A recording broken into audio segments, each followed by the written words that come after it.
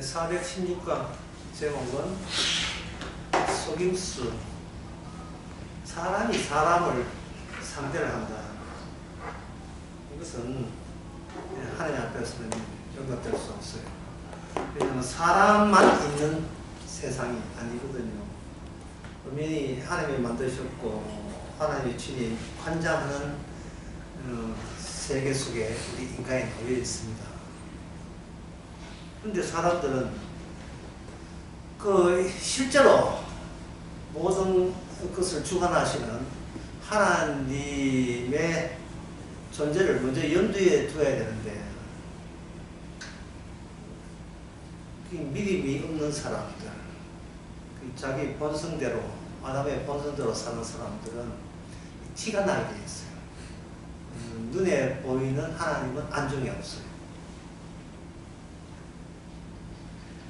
자기가 거울 앞에 있는 자기 모습을 보고 자기가 여기 살아있고 여기 분명히 존재하고 있다고 생각하는 겁니다. 근데 하나님은 보입니까? 안 보입니까? 안 보이죠. 그럼 보이는 것이 무엇이겠는가? 보이지 않는 분이 무엇이겠는가? 이건 말 하나만 하죠. 그 보이지 않는 하나님을 제끼고 같은 보이는 인간끼리 상대하는 것, 그러한 것을 그러한 짓을 했을 때 성경에서는 이걸 속임수라고 이야기해요. 416강 제목은 속임수입니다. 그럼 이 인간들이 속임수 아니고 속이지 않고 나올 수 있는 인간의 행동과 말이 있겠느냐? 없습니다. 인간은 지금 아담의 족속이기 때문에 한시라도 속일 수 습지 않은 태도나 행동과 말을 내뱉은 적이 없습니다. 남한테 화를 낼 하등의 이유가 없어요. 속고 속는 세상. 너는 나 속이고 나는 너 속이고, 누가 더 능숙하냐, 누가 더 교묘하냐, 누가 더 속이는 기술이 발달되는가,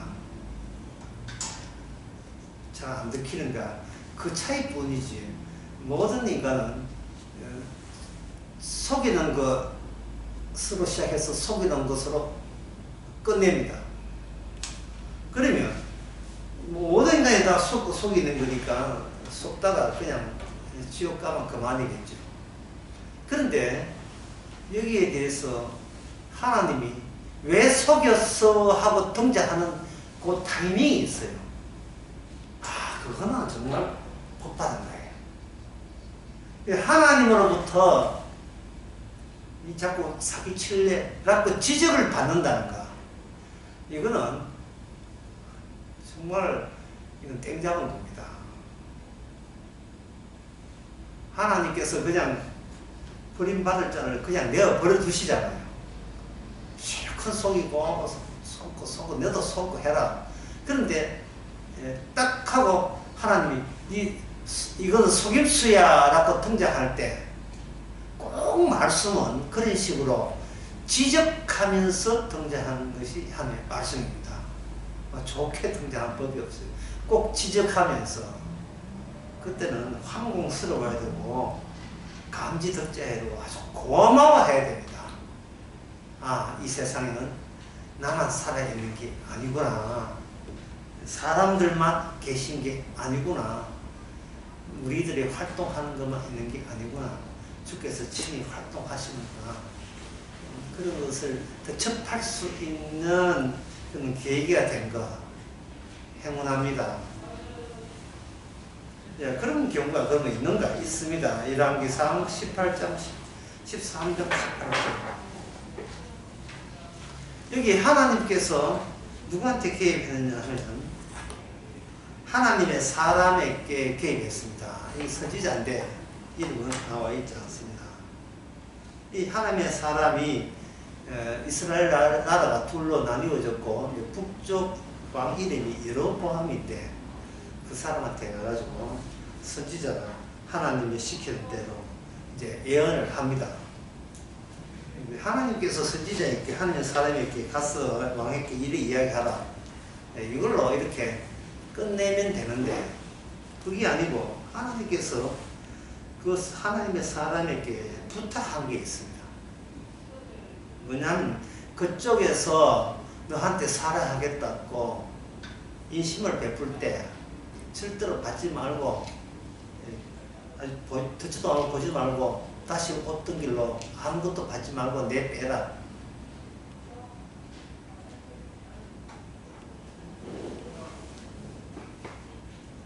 그게 이제 성경 10절에 나와요.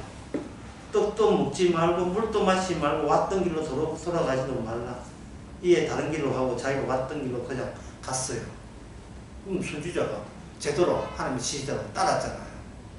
그러면 이 선지자에게 아무런 주님의 지적사항이 없지요. 시킨 대로 했으니까.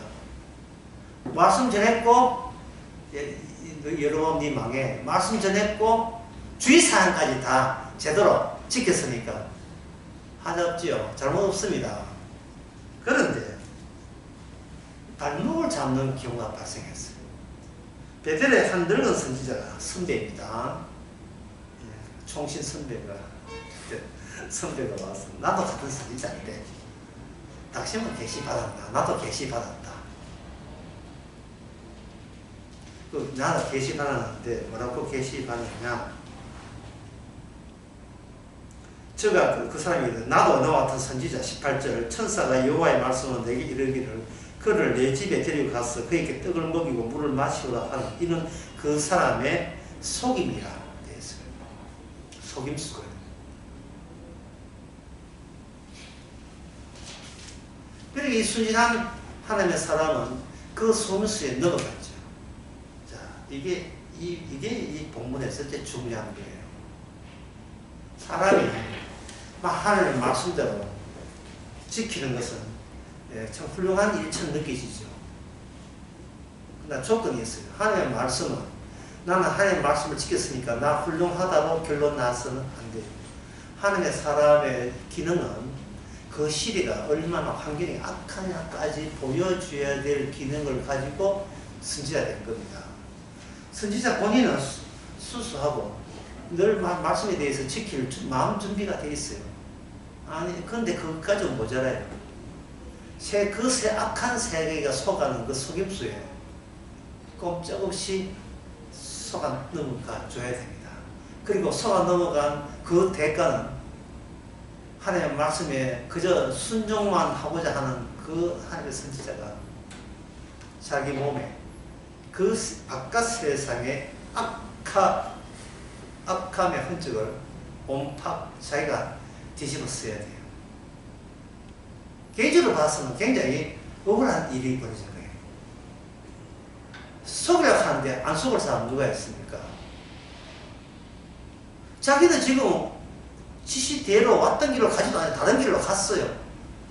그런데 딱 그 거짓 선지자가 어떻게 알았는지 와가지고 나도 같은 선지자인데 계시 받았다. 그 말 선지자는 조건 달았죠. 나도 같이 천사로부터 계시 받다 했지요. 그러면 나는 맞고 너는 틀리다라고 그 사람을 내칠 수 있는 그 자격이 우리 인간이 있습니까? 없습니까? 없어요. 그 사람도 선지자니까 계시 받았겠지. 그러면 그 사람 말 듣는 것은 곧 누구의 말 듣는 것이다? 하나님의 말씀을 듣는 것이니까 내한테는 어떠한 불상사가 일어나지 않겠지. 지금 선지자가 그렇게 생각한다면 이게 뭐가 문제냐 하면 그 선지자가 의도적으로 나쁜 짓 했다가 아니라 선지자는 그 선지자의 말씀이 주어지는 그 세대가 얼마나 악한지 아무리 선지자가 신앙적으로 산다 할지라도 그게 자기의 능력으로 악함의 환경에서 벗어나갈 재간이 없다는 것까지 보여줘야 될 자가 그 당시 하나님의 선지자를 택해서 보내준 하나님의 계시입니다.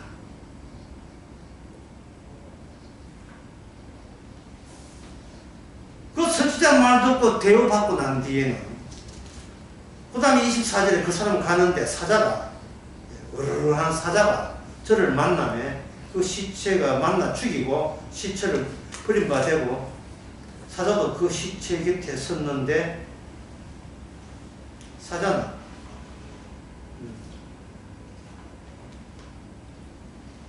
사자는 그 시체를 이상하게 먹지도 않아요. 먹잇감이 아닌 것 같아요. 자, 그래서 이제 그 늙은 선지자가 지금 그 사기친 선지자가 너무 마음이 양심이 가책이 돼가지고 그 자기에게 손 넘어간 선지자에게 잘 대우했다. 자, 이 전체 이야기가 무슨 이야기냐 하면 홀로 순수하고 홀로 정결하고 홀로 믿음 좋고 그것조차도 이 시대의 탐욕입니다.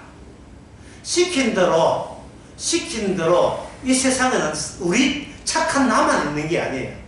보이지 않는 주님이 주관하는 그러한 시대입니다. 우리가 악하다 안 악하다 평가할 것도 없이 주께서 다 알고 계십니다. 그렇다면 주님의 평가를 본인이 손해가 되더라도 들추어내고 드러내는 것이 그게 선지자의 역할이죠. 이익받다 손해받다 성도는 그거 따지는 게 아닙니다. 성도는 그거 따질 권한이 없어요. 주께서 시키는 대로 하시고 악한 세대에 그걸 드러내기 위해서 사용한다면 감사로 사용해야죠. 나는 최선을 다했는데 내한테 책임 묻지 마세요 라고 그러한 건방진 멘트를 날리면 안 돼요.